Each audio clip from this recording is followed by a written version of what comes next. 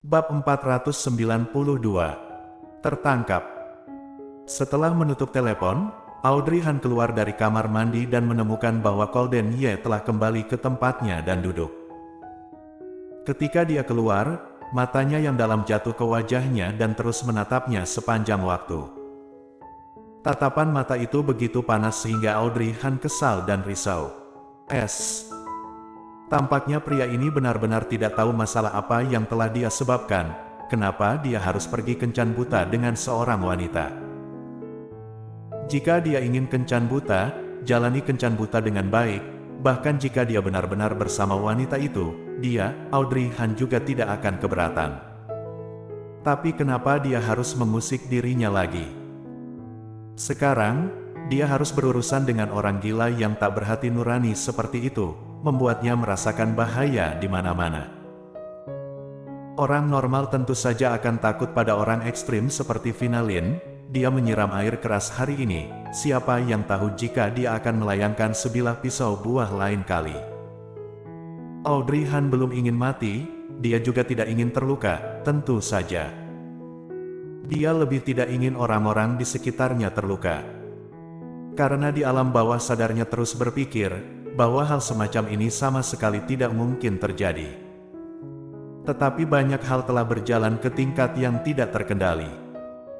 Audrey Han mengangkat tangannya untuk melihat waktu dan memutuskan untuk berbicara baik-baik dengan Colden Ye. Dia mengambil inisiatif untuk mendekat ke arah Colden Ye dan duduk di depannya.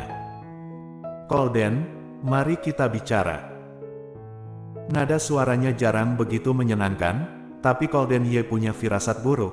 Dia berkata dengan sedih, "Jika kamu ingin mendorongku ke orang lain, maka tidak ada yang perlu dibicarakan di antara kita." Kemudian dia menoleh dan membelakangi Audrey Han. Audrey Han menjawab, "Kapan aku mengatakan hal itu? Lalu apa yang ingin kamu bicarakan denganku?" "Bicara tentang kamu dan Vinalin."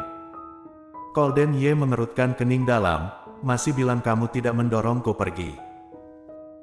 Audrey Han berkata, "Aku hanya ingin memberitahumu bahwa dia membenciku sekarang, meskipun kamu terluka, tetapi aku tidak. Jadi dia akan terus memikirkan berbagai cara selanjutnya. Aku yakin bahwa orang yang baru saja aku lihat adalah dia, dan dia juga pasti datang ke rumah sakit ini." Mendengar ini, Colden Ye akhirnya sedikit mengerti makna dari kata-katanya. "Sejak kapan kamu menjadi begitu takut mati?" Pikiran Audrey Han terganggu oleh kata-kata Colden Ye. Dia menoleh dan menatap Colden Ye. Tidak ada sarkasme di dasar matanya, tetapi kata-katanya begitu menyakitkan. "Aku tidak takut mati, hanya saja aku khawatir itu akan mempengaruhi orang-orang di sekitarku, terutama Glenn. Dia sekarang adalah orang terdekatnya. Jika Vinalin tahu keberadaan Glenn, maka hal itu akan menjadi sangat mengerikan. Oleh karena itu, dia harus membuat Colden Ye menyelesaikan urusannya dengan Vinalin." "Karena apa?" Colden Ye menuntut jawabannya. "Karena apa?" Dia tidak bisa memberitahunya alasannya.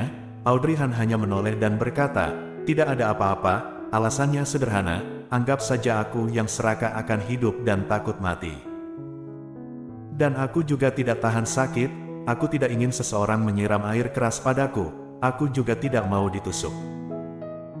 Begitu dia selesai, Audrey Han merasakan pergerakan Colden Ye, dan kemudian tangannya digenggam olehnya. Telapak tangan Colden Ye yang besar membungkus tangannya dan dia berkata pelan, "Entah takut mati ataupun tidak, aku tidak akan membiarkanmu terluka. Colden, bukankah aku bahkan sudah melindungimu dari air keras dengan tubuhku sendiri? Dia pasti tahu aku tidak akan membiarkannya menyakitimu lagi. Lalu apa rencanamu?" Audrey Han mengerutkan kening. Polisi terus mencarinya, tetapi dia sekarang. Colden Ye mendengus dingin. "Kalau begitu bantu polisi menemukannya." Setelah mendengarkan ucapannya, hati Audrey Han akhirnya lega. Selama Colden Ye bersedia membantu, maka Vinalin pasti bisa ditangkap. Mari kita tunggu sampai dia tertangkap. Sejak Colden Ye turut membantu, Finalin segera tertangkap dan dibawa ke kantor polisi oleh petugas kepolisian. Dengar-dengar, dia bahkan membawa sebilah pisau ketika dia dibawa polisi.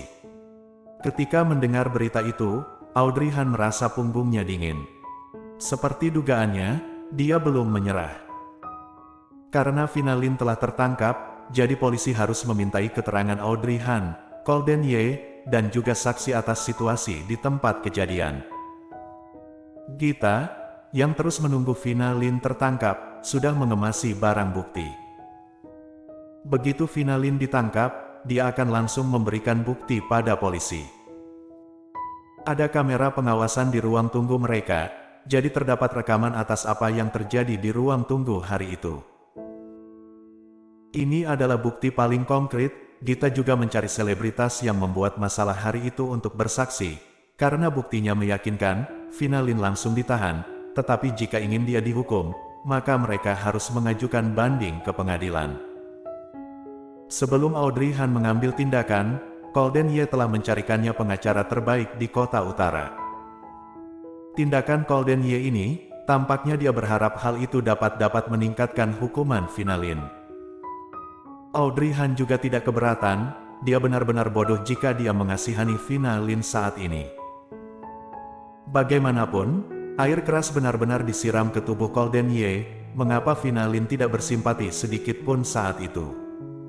Jadi, bersimpati pada musuh sama dengan kejam pada diri sendiri.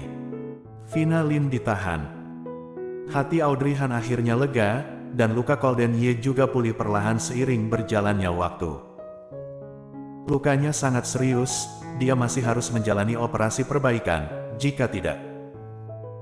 Tetapi dokter mengatakan bahwa meskipun dia telah menjalani operasi perbaikan, hal itu akan tetap meninggalkan bekas luka yang panjang dan mencolok di punggungnya. Audrey Han merasa sangat bersalah atas hal ini. Bekas luka berbeda dari yang lain, bekas luka akan terus ada sampai dia tua dan mati.